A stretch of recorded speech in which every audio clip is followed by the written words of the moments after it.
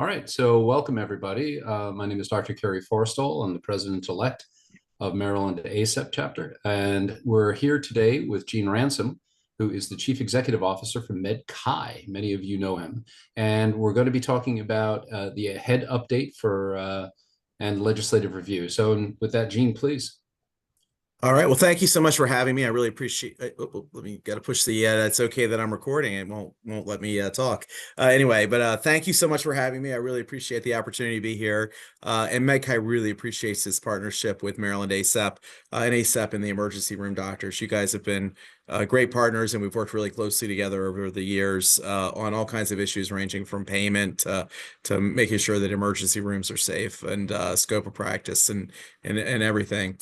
So I wanted to give a quick policy update on AHEAD and on what happened during the General Assembly session. And we're joined also with Dana Kaufman. And Dana, of course, is both MedChi's lobbyist and ACEP's lobbyist. So that's a good person to have here to keep me honest and make sure I keep everything straight. So first of all, for those of you who don't know what MedChi is, if you're from another state or you haven't heard of us before, we are the Maryland State Medical Society. We're the 7th oldest medical society in the United States, and we're the foremost advocate for physicians, patients, and the public health of Maryland.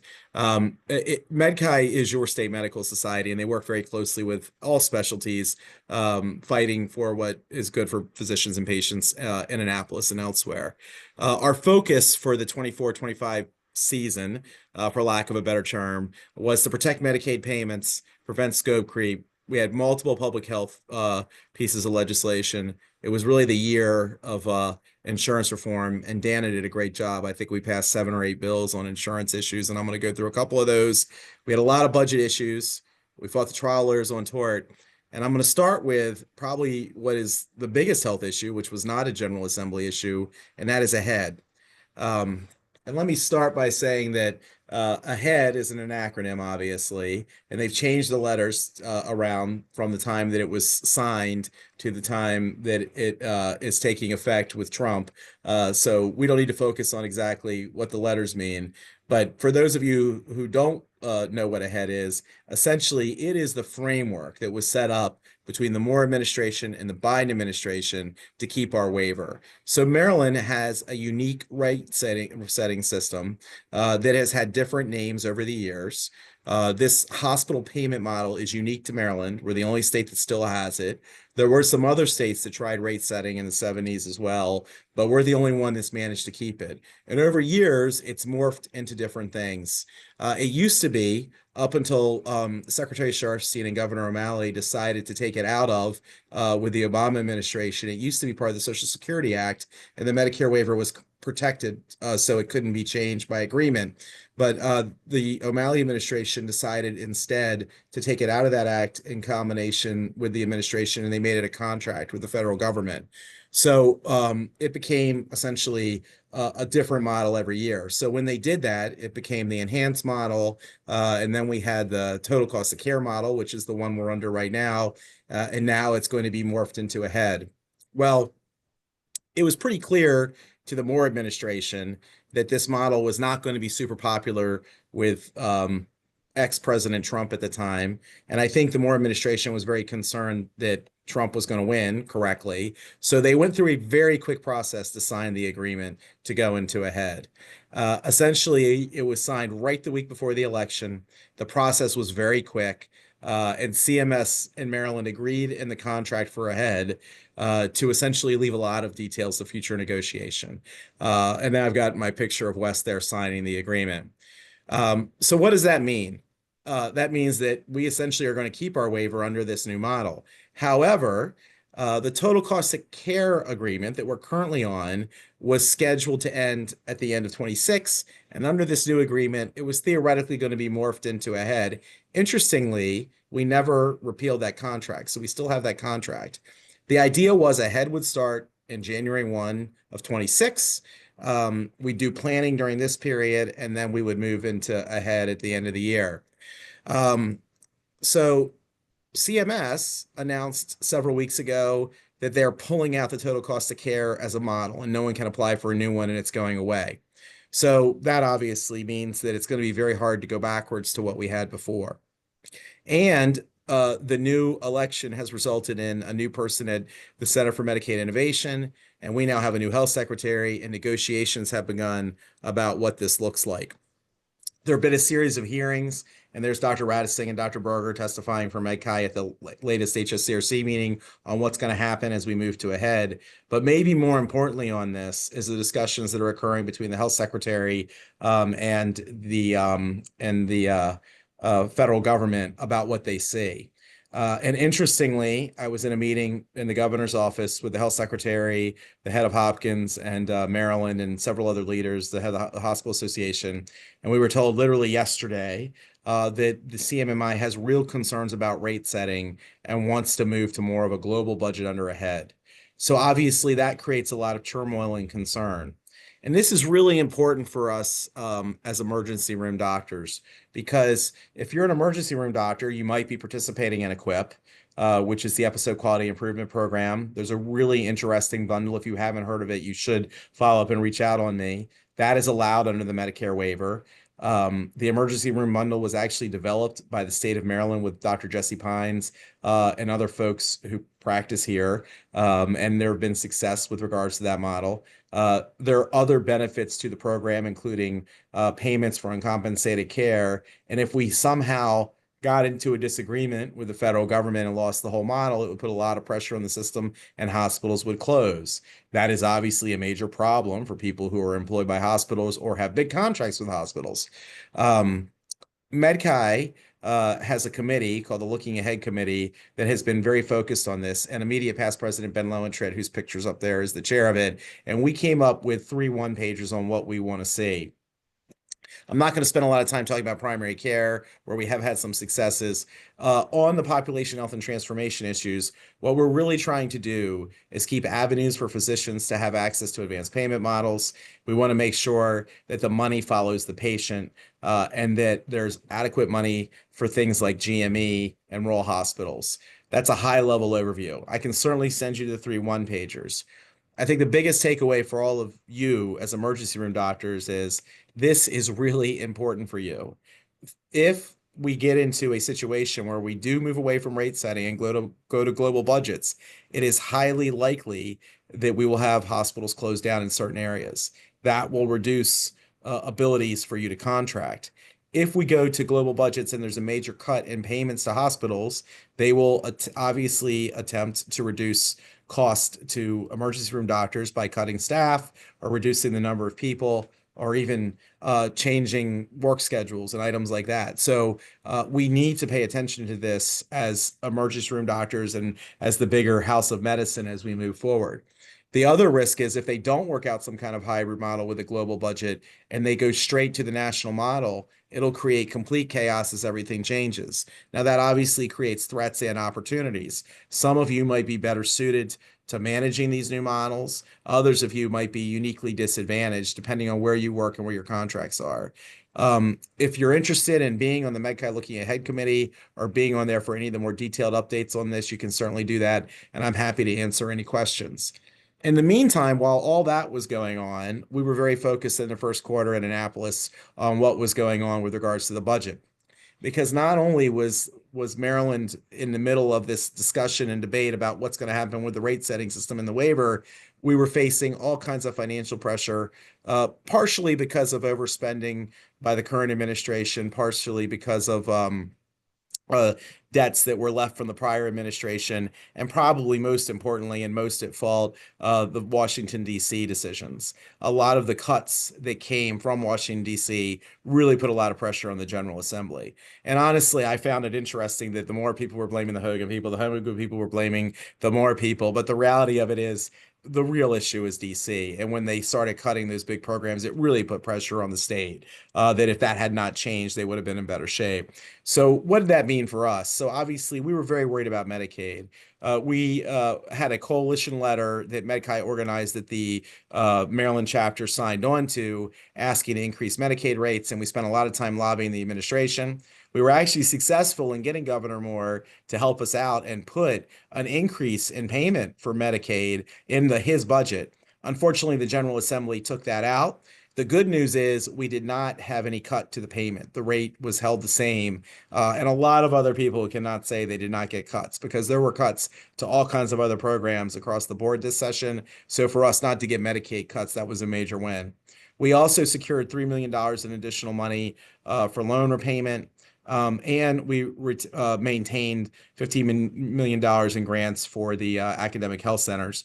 Also not on this slide, we were also successful in getting extra Medicaid payments for primary care, which was helpful as well.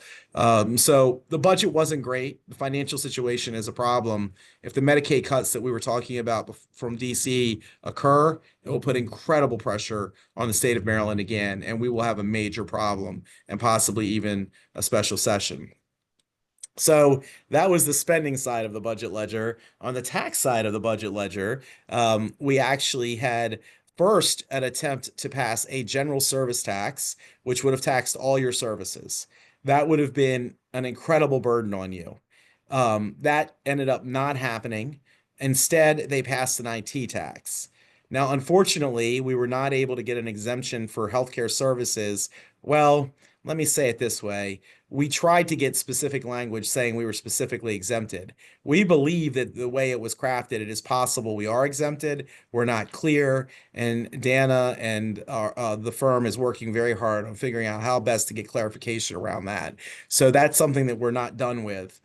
There were other taxes that were increased on sports wagering and people who make more money. But the biggest thing is most of the targeted taxes that would have hit us, we tried to address and deal with.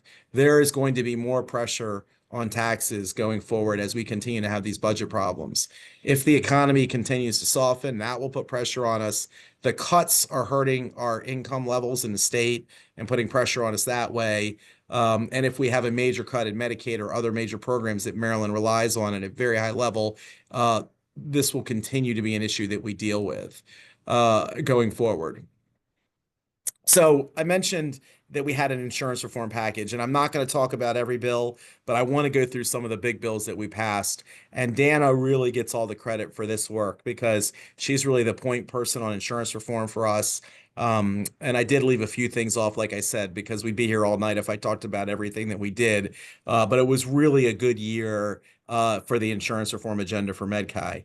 Unfortunately, one of the bills we couldn't get done, and we could talk about this in a question and answer if anybody has it, was the legislation that we were trying to work out with the emergency room doctors to increase payment for non-contracting providers.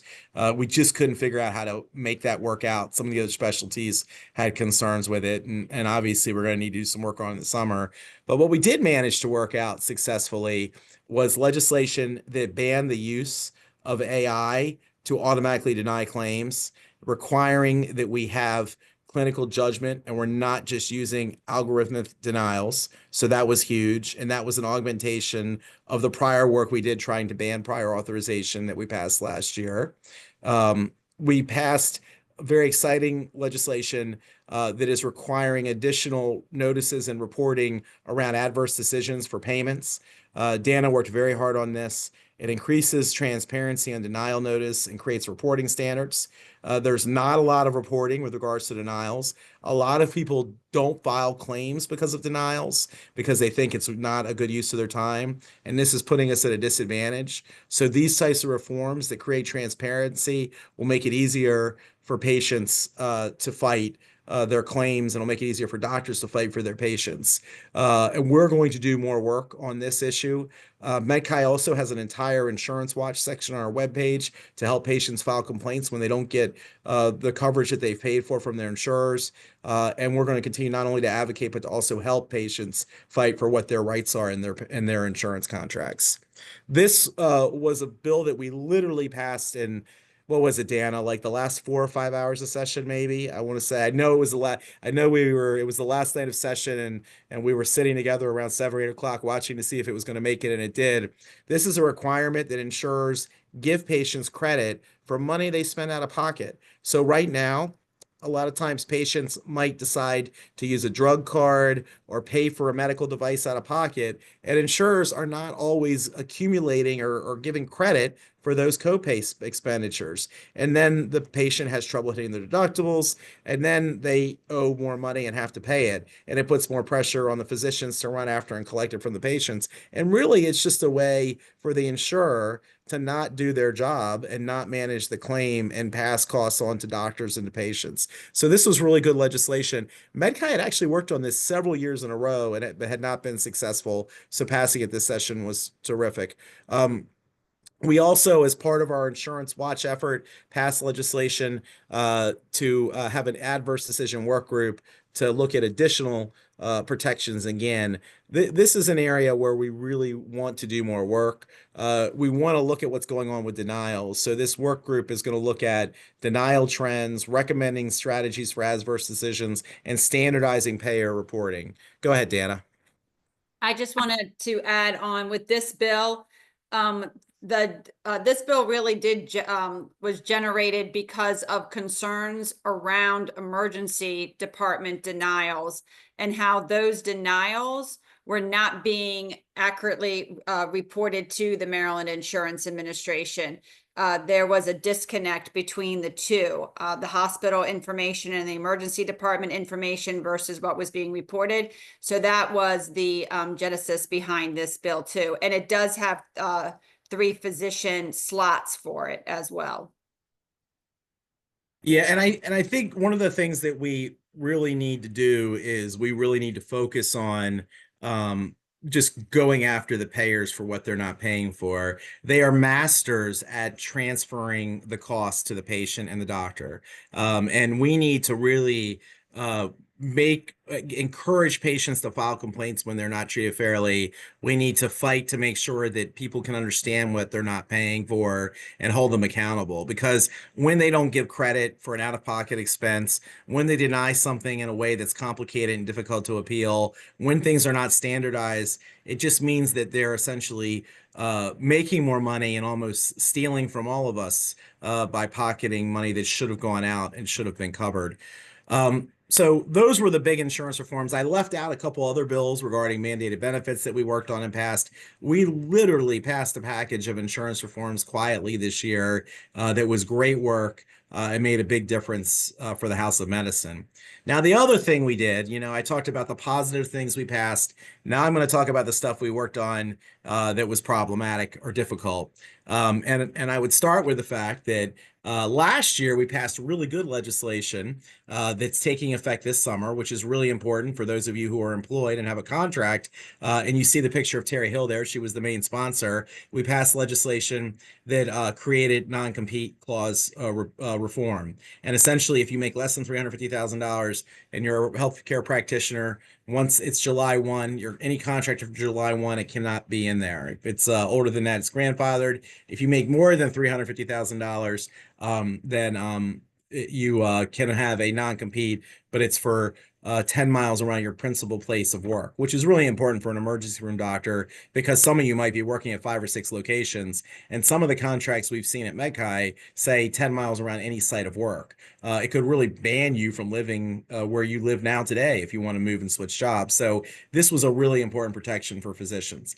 The issue is that we literally passed this bill 14 months ago in the prior session, and it becomes law this summer. There was a bill that would have made major changes and gutted it, and we had to kill it this year, which we did. We also had to kill a bill that the naturopaths had in that would allow naturopaths, and I'm talking about naturopaths, not real physicians, that they would have been allowed to prescribe any medication they wanted, including controlled dangerous substances, including things. In fact, we had a naturopath who even said they wanted to do it to prescribe things like ketamine. It is mind-boggling to me that any legislator would put a bill like this in. Now, maybe if you wanted to add a couple drugs to the formulary, we could have a rational discussion about that. But giving folks who do not go to full allopathic or osteopathic medical schools the ability to write controlled dangerous substances just seems like it's a recipe for disaster. And we were fortunate to kill this bill as well. We also worked on an audiology issue where they have been attempting to have the authority to do annual wellness visits, and we're obviously opposed that. And we got an attorney general's opinion that said they were not able to do that. And again, these scope creep issues continue to be worse. And I think it affects you because sometimes when we let non-physicians do things, I think the results end up with you in the emergency room. The other big issue we've had, and has been a growing concern, is the cap on non-economic damages. MedChi has fought this. We actually had a vote on the Senate floor last year, which was very close. It passed the Senate, but luckily it died in the House. This year, there was no vote in either of the two committees. We are very concerned because the trial lawyers are making this a priority, going after that cap on non-economic damages. That cap is very important to the stability of our market. If Maryland didn't have a cap, we could look like one of these other blue states that doesn't have a cap, or one of some of these areas where the cost to practice medicine is exponential. The cap in Maryland is rather high compared to a lot of other places.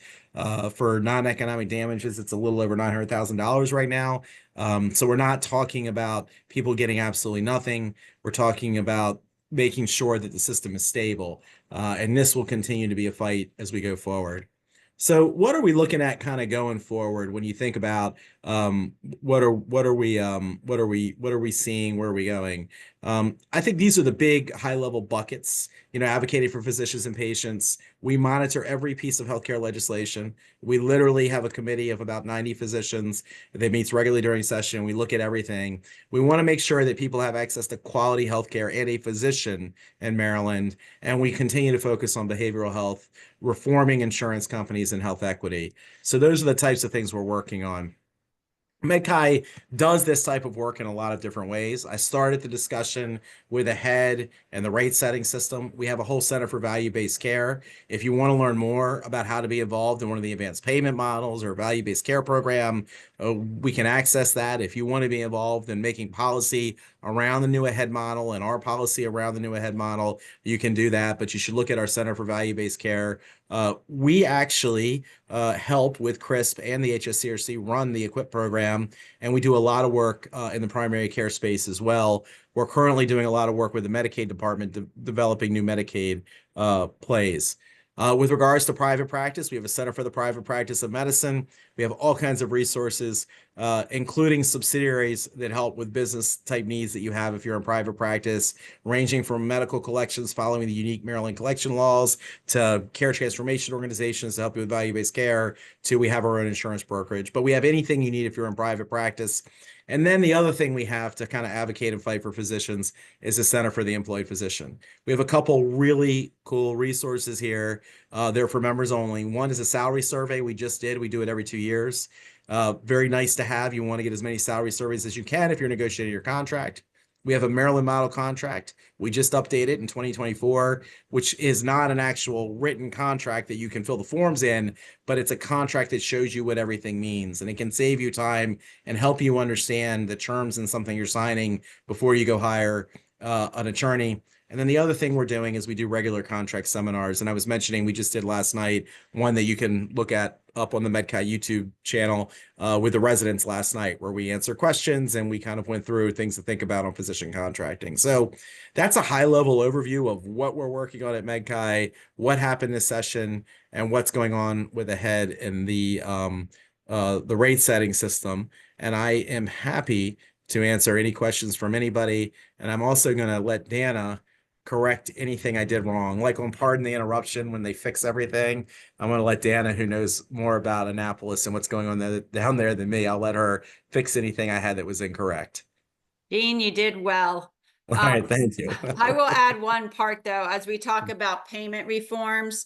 Last year, the chair of the House Health and Government Operations Committee did write to the Maryland Healthcare Commission, and they've been working on a study with an independent consultant to look at Maryland's commercial payment rates in the health insurance market against the national in the nation. Right now, Maryland ranks, we're third from the bottom. So the study is really to take a closer look at that and the reasons, and whether or not it is because Maryland has basically an insurance monopoly, and then also look at some of the vertical integration issues with insurance companies, given the fact that they also own PBMs, and we had United with Change.org. I think it was last year. So that report comes back September of 2025, and hopefully will give us some additional data and information to as we go forward with this session, because the low payment and the domino effect that is having with recruitment and retention of physicians is a #1 priority for all physician societies and MedChi. Gene, I was wondering if you can go into a little bit more depth. Right now, I kind of understand our current total cost of care model is basically we have an all-payer model where all the insurers pay the same amount, but that we're also on a GBR, global budget. At least that's how but you mentioned if a head goes to a GBR, a lot of hospitals will close. Well, how would it be different? Well, so the way it would be different is that if we eliminate rate setting, right now we have rate setting where we'd have total budgets. If you no longer had Medicare rate setting, then and you went to a global budget with no looking at claims or anything, and it was a straight global budget, or maybe a regular payment, that the assumption would be that CMMI would reduce the amount of subsidy that's coming in. So right now, depending on how you look at the money that comes in on the Medicare side, we're getting paid slightly more than other states with regards to Medicare because of the unique model, and they would reduce that money. So let's say, let's use fake numbers here. Let's say that we're getting an extra $4. If the state gives us an extra $3, then obviously you would need to reduce capacity and you would have to adjust it. So a lot of it has to do with who sets the global budget and how it works. Really, the likelihood that we continue with this rate setting system and all payer system is not very high. The other issue is if the federal government removes rate setting authority for Medicare, will the state want to continue rate setting, and will the hospitals want to continue rate setting for the private parties, or will they want to try to negotiate and go to a different outside model? And those are the things that are being discussed right now between the federal government and the state and the new health secretary. So if a head doesn't move ahead, are we going to just be like every other state then, where volume drives practice? That is a possible. So really, if you think about it, if you think about possible outcomes, we currently are in the total cost of care agreement, and that's what we're doing right now. And that is a rate setting all payer model where everybody is rate set, it's all payer, and that's what we're focused on. And right now, that agreement is scheduled to end actually at the end of 26, not 25, interestingly. Ahead was scheduled to start at the beginning of 25, and the thought was we were going to morph into ahead. So because the agreements are signed, it creates some complexity, right? And because there was a lot of details left to future negotiation, CMMI will have a lot of influence to manage what ahead looks like, the national ahead model we've agreed to, and it really will end up being a negotiation. So there are 3 possible outcomes. One is that it looks a lot like the current total cost of care with adjustments. I honestly believe, based on the signals that are coming from CMMI, including it's my understanding that Trump's Domestic Policy Council has voted to oppose rate setting and saying they don't want it anymore. So I think that is an unlikely outcome. The second possible outcome is the hybrid model that I was somewhat describing, where maybe you eliminate rate setting across the board, and Medicare, unlike other states under a head, pays some type of global budget or regular payment to the hospitals in lieu of being on the national, just straight fee-for-service model. And then the third issue would be that there would be the national model, right? So all those have different ramifications. The national model would be straight switching to a free market after some period of time. And, the current total cost of care has an 18-month wind down. The ahead model says your wind down is 0 to 5 years. Then it's vague. There's a question as to which one they would use, but it's all part of a negotiation. If we went to the national model, there are hospitals whose volumes would be problematic in that model. I mean, if we're honest about it, a hospital like Doctors in Prince George's County or a hospital like Harbor in Baltimore City could have difficulty having enough volume to justify the expenses to stay open in a national model, right? Or they would have to change their business model in some way. So that would be challenging for places like that. Whereas if we went to a hybrid model, then you would have 2 big questions. One is, does the federal government allow the state to set the global budgets under maybe some instructions, or do they set the global budgets? And what does that mean? And then what your global budget is going to define what what you're able to do and what you can do and what you cut. And it might mean that maybe certain hospitals will eliminate certain lines of service. I think emergency room is probably one of the last to go, obviously. So I don't think that's a big issue for you. But I do think if other lines of services are eliminated in the hospital, that could be problematic for how you provide your services. So a lot of it is just up in the air. There is an effort. They're working very closely. We have this group that is meeting with the health secretary every 2 weeks, and MedChi is represented on it. And their technical advisory committee is working at different options, and the discussions have just begun. I do think we're going to have a lot of clarity. One of the big concerns I have is we've developed a lot of value-based care programs like ACEP and Maryland Primary Care Program that are Maryland specific. And we do that underneath of the total cost of care Medicare waiver. So if a head doesn't continue to give us that authority and CMS says, no, we're going to just use national models, we would lose all that. And that would be a really bad outcome. That's been a kind of benefit for a lot of the practices in your society, honestly, because a lot of you guys are in it. I know both of the two academic centers are in it, their ER groups are in it, and so is I believe USACS is in it too. I think many of the groups that are members of the organization are in it. So that would be a bad outcome if that were to happen. But there is a possibility where CMMI says, there's no more rate setting and we're going to do global budgets and the payments are going to come from us, but you're going to control the value-based care. But a lot of this just has to be negotiated. So I think we're in a period of uncertainty. So I hope I'm helpful in answering the question without creating more confusion. But I think we need to really pay close attention to it. No, it sounds like the rate setting's the big thing that we're going for. Looks like Mhm. Dr. Williams has a question. Hey, how are you, Gene? Thanks a lot for doing all this again. I know you've given it a few hundred times, but I always learn something more. So a couple of questions, please. You mentioned 3 possibilities of this outcome, that we keep the same total cost of care of the hybrid model or a national model. So Mm. I guess going back, was there ever any goalpost set to say that this total cost of care model will be a success or failure? Because it's always been described as an experiment, right? The Maryland experiment, total cost of care. So what are the parameters in which it's decided that this is good or bad? And so that's important then to decide going forward, which of the 3 options are selected and how we make adjustments for that, right? So if it's the hybrid model, that sounds almost as bad as where we are now, because we're dependent on the federal government or some governmental agency to determine what that global payment will be, correct? I mean, it's a negotiated process, but ultimately they have this, what they pay us. Well, I'll say Those this. things, So to answer go your first question, let me try to break it down. So CMMI evaluates every one of these models, and you're absolutely right. This has been a pilot since 1977 of one form or another.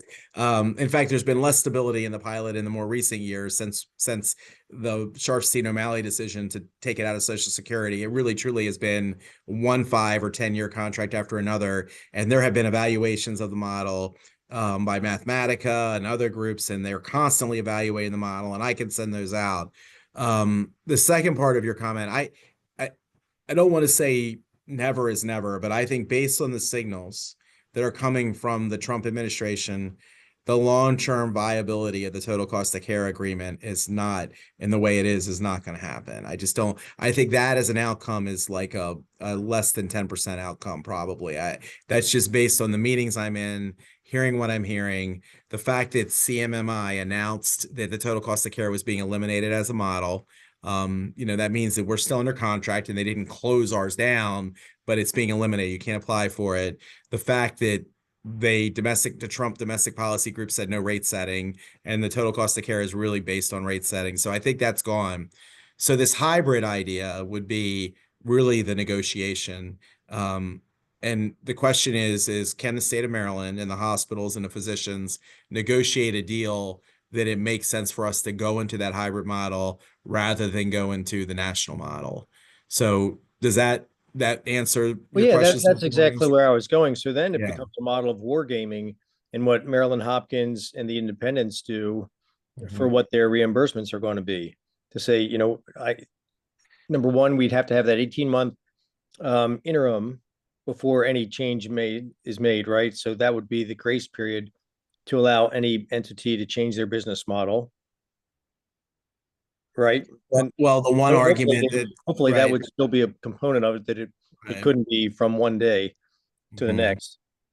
And then it's a function of, because we have effectively, as Dana, you said, the monopoly of insurers in Maryland, that makes us have, we don't have a lot of leverage, but it's leverage against one insurance company compared to the federal government. Well, let And me say this. So I will say that the are there change. opportunities in which the national model, in fact, would be better than where we are right now, depending on obviously the rate negotiations with the third party payers? Mhm. All right, so one of the things, and again, we were talking about this, I think, before we turned the recording on. So people who are listening to the recording, one of the things is that Maryland has one of the worst pay rates for physicians. That's just a fact. It's a well-known fact. Maryland also has one of the most concentrated health insurance markets in the country. Blue Cross Blue Shield has monopolistic level control, and that is one of the major reasons that our payments are lower, because of that lack of bargaining power. So, Dr. Williams, to your point, switching to either model creates a situation where maybe national carriers, other carriers think about additional investment in Maryland and changing. So that is a possible benefit, right? One of the barriers to there being competition to Care First is the complexity of the current model. Because the model is so unique and we're the only state, if you're a large national health insurance company, you probably say, maybe we should skip Maryland because we don't want to deal with it. So I think you're making a really good point there, that this change might not all be bad, no matter what change it is, right? Whether we go to national or whether we go to hybrid. So I think that's a very valid point from that point of view. The point with regards to the hospitals, it's kind of interesting. If I think about it, if I'm a larger hospital, maybe a large academic system, hypothetically, with a really good brand across the country, I might feel very comfortable that I'm going to be able to negotiate contracts. So I might like the national model, or a very hybrid model that's very national model looking. Now, if I'm a smaller hospital that maybe is community run in the suburbs, theoretically, I might be very nervous about my ability to negotiate contracts with payers. So I might want to have something that's a hybrid model that looks a lot more like total cost of care, where rates are negotiated for me. So I think that's the dynamic that's going to occur in hospital world. With regards to physician world, I think what we want to do is have a model where we have as much competition as possible in the insurance market, because once there's competition in the insurance market, there'll be competition for our services, which should raise our payments. The other thing we want as much flexibility with regards to our value-based care models, and we want to keep that here locally, because we've done a good job with that and we've saved money. And in this new model, we might be able to even be more successful saving money. So in my mind, Dr. Williams, Yeah. I think you're dead on. Honestly, the way you said it, I would agree with you. But I mean, thanks for that again. And the complexities of this, unlike anybody else. So I appreciate it. Just looking at the different options. And it seems to be that if physicians are still paid, if not the worst, the third of the worst in the country, that's not a great thing. Emergency department waiting, that's just one metric. I think that's sort of the canary in the coal mine. And in other words, this experiment maybe has failed, or it hasn't been as productive as some may have hoped it to be. And all of us have a case manager in our emergency department. How much more can we squeeze out of our keep patients out of the hospital, et cetera? And one of the concerns, I guess, also in the global model would be if we're then dependent on the outpatient settings and the care that the patients get there. And if that fails, then they go to the ER. Do we take part of the hit because we're under maybe a global payment model? But I just sort of think, I wanted to hear your ideas, because it seems like if the national model, everybody is so worried about it, but it may bring in more payers. And in fact, there may be ways to make that work for us. So I don't really think of it as a binary. I don't really think of it as saying it failed or it didn't fail. If you think about the current model on the positive side, it does a much better job with uncompensated care than a national model does.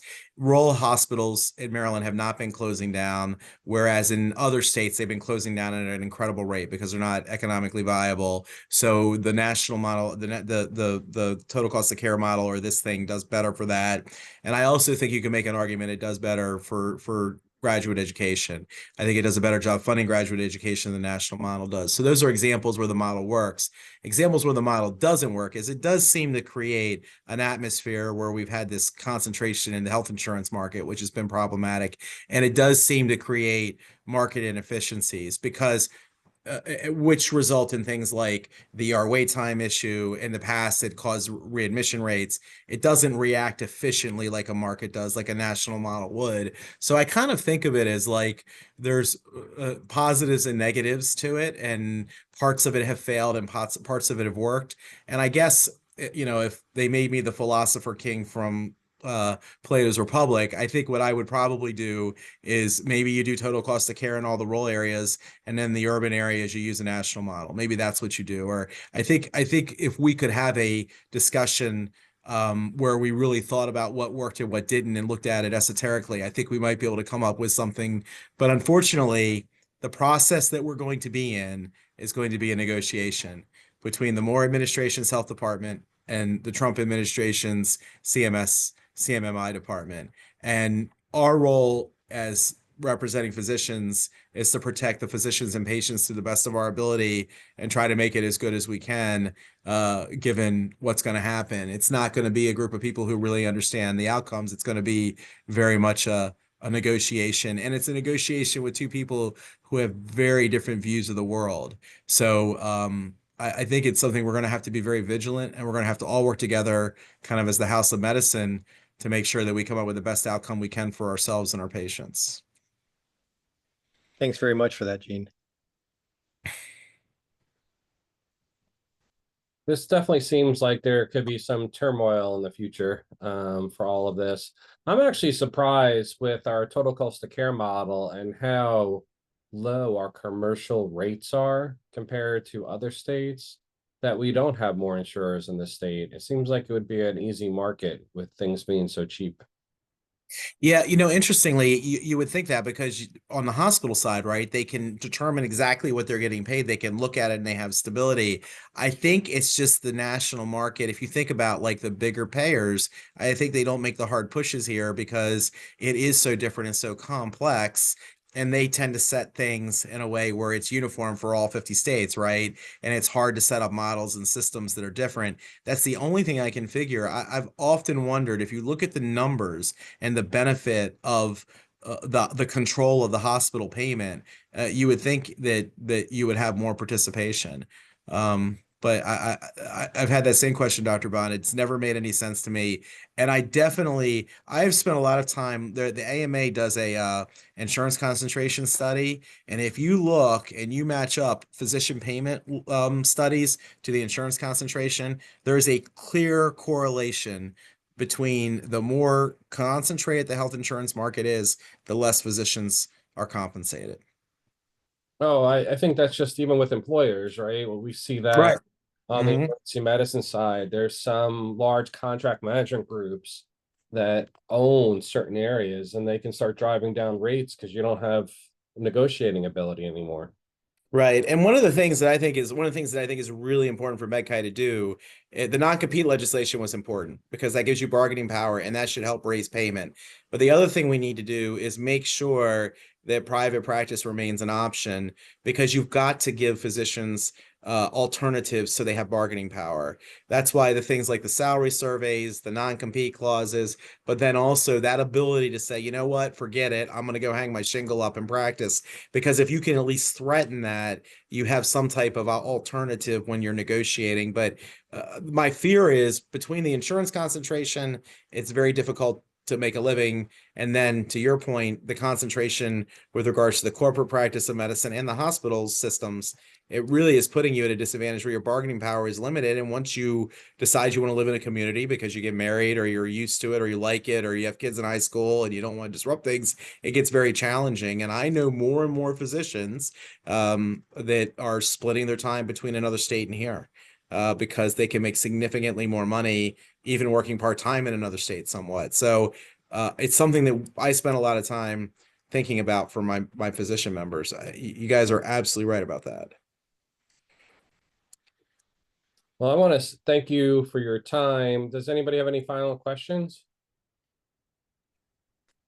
Mike, if I could just make one final plea for everybody to talk to their colleagues to join MedChi.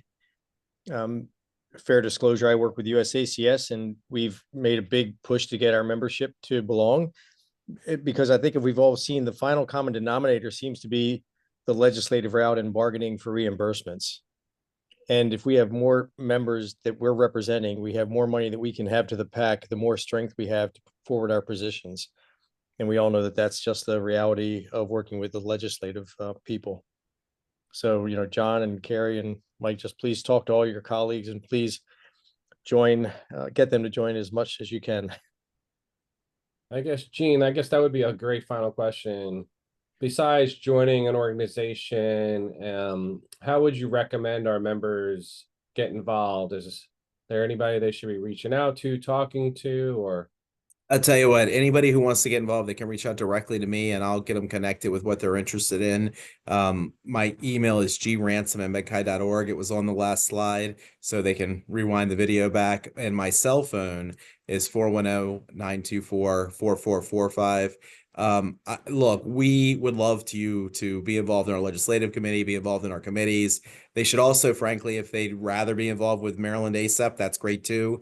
I think being involved in organized medicine is really important, because a lot of physicians don't even know that we are facing this potential crisis with the change in how the hospitals are paid, and we're facing this potential crisis with the Medicaid cuts. These are two major issues that could dramatically change the way practice of medicine works, and we're the ones working on those issues. You guys being down in Washington last week fighting on the Medicaid stuff, us making sure that we don't lose too much in these negotiations around ahead. They both are really important. So I think just being involved is the key. If we're not paying attention and we're not involved, we're going to end up losing. I'll say I've been involved in MedChi for over 2 years now, and the only downside I could say, for fair disclosures, they do a lot of meetings on Sunday morning, but that's about the only downside. We can find a whole host of meetings anytime people want to. Michael. But it makes sense when you're trying to cross all disciplines and all the primary care doctors and stuff. That probably is the best time of the week to try to get a cohort there. Gene, thank you so much. That was Thanks for having me. outstanding. That was very informational. It was terrific. Thank you. Great. Thanks for having me. I really appreciate it. Can I ask one question before we cut out? Sure. I couldn't figure out how to raise my hand, but since it came up, the issue of these emergency physician contracted groups that are kind of owned by private equity, they're getting a bigger, like a larger stamp in the state of Maryland. And I was just wondering if there was any appetite to challenge kind of that corporate practice of medicine at a state level, if MedChi is involved in anything like that.